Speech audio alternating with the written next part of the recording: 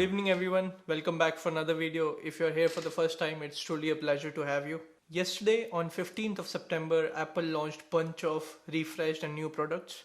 And today I want to compare newly launched iPad Air with my iPad Pro 2020 and iPad Pro 2018.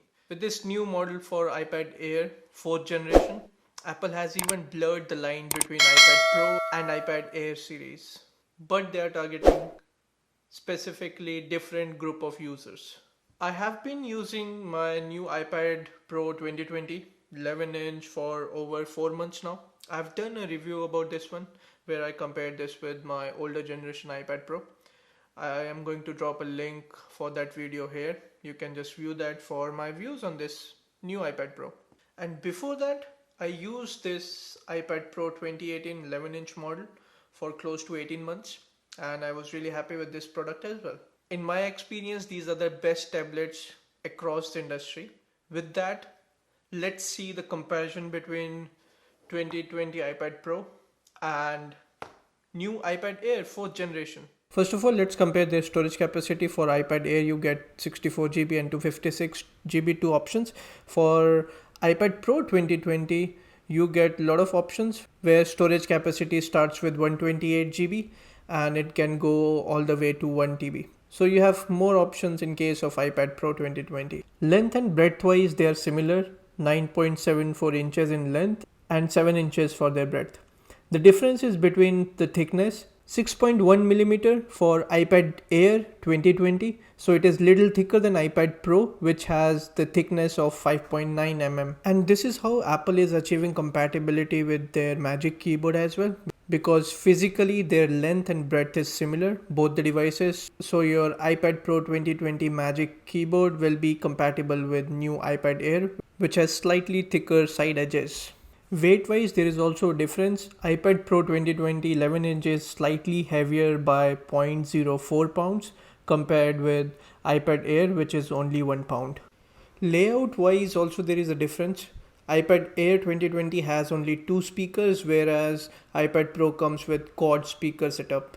Another difference with what comes in the box is this 20-watt USB power adapter for iPad Air 2020 versus 18-watt which used to come with iPad Pro 2020. It is really a good news because for other products, Apple is not planning to ship this power adapter with iPhones and their Apple Watches. So this is a good news that they are at least shipping this power adapter with their iPads. On display side, there is a slight difference between the resolution. I think most of the people will not even notice it. Other difference is for the brightness. For iPad Pro 2020, it has 600 nits of brightness, whereas for iPad Air, it is just 500. For outdoor use under the sun, you could see a difference. Other major difference is in the processor.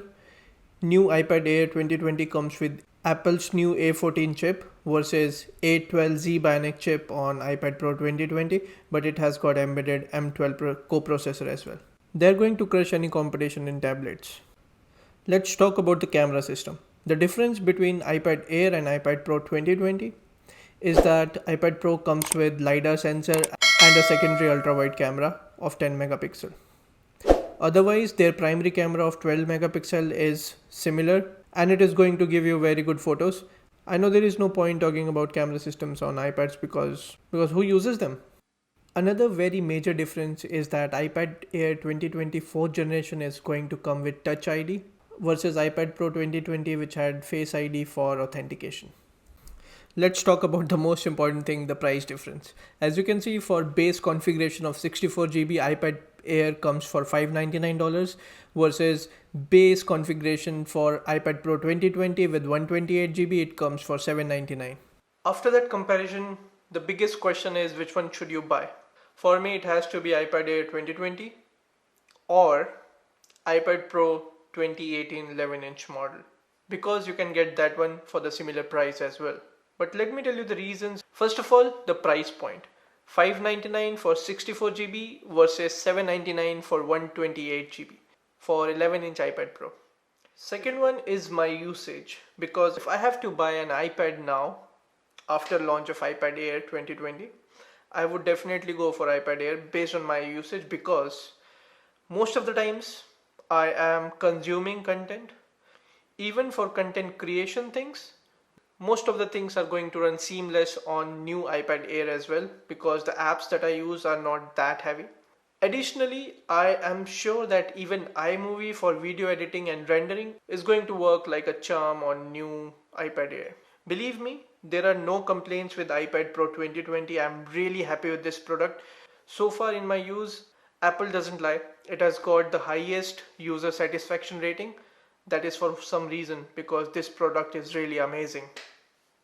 Third reason is A14 chip. With this new chip, I'm sure we are going to get a great performance, but we still have to see the performance when it comes out, when we get it in our hands. But I'm sure the performance will be really good. And it is going to produce some crazy performance numbers, believe me. Next reason is camera, or lack of it. On this new iPad Pro 2020, we have a normal primary lens as well as ultra wide camera. To be honest, I don't use that camera that much, and paying $200 for just that camera doesn't make any sense. Primary camera is really good on this device, and I'm sure it will be good on iPad Air 2020 4th generation as well.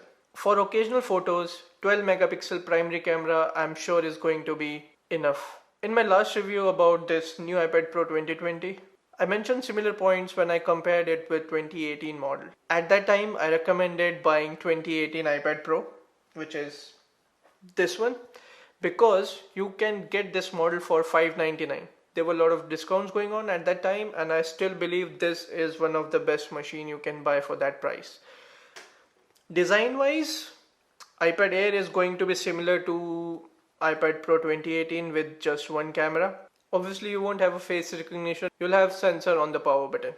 Apart from that, design wise it will look exactly similar. Honestly, based on the price difference, there is no point comparing iPad Pro 2020 with 2020 iPad Air. If you have $600, I think better comparison is between iPad Air 2020 and iPad Pro 2018 because you can get both the devices for the same price. So to make the difference, here are the points. First of all, if you like the new pastel colors, obviously there is no comparison. You have to buy iPad Air because on older generation or even on new generation iPad Pro, you don't get those pastel colors. You just get this gray and silver. But if you like extra power and are going to make absolute use of that peak performance, going to be editing videos or rendering, go for 2018 iPad Pro model for $599. It is still a beast. Let me know in the comment section what you guys think of new iPad Air 2020 and which one would you buy given a choice now. If you like this video, please hit that like button, and if you haven't already, please subscribe to my channel for more such interesting take on new products. And as usual, don't forget to exercise today, and see you in the next one.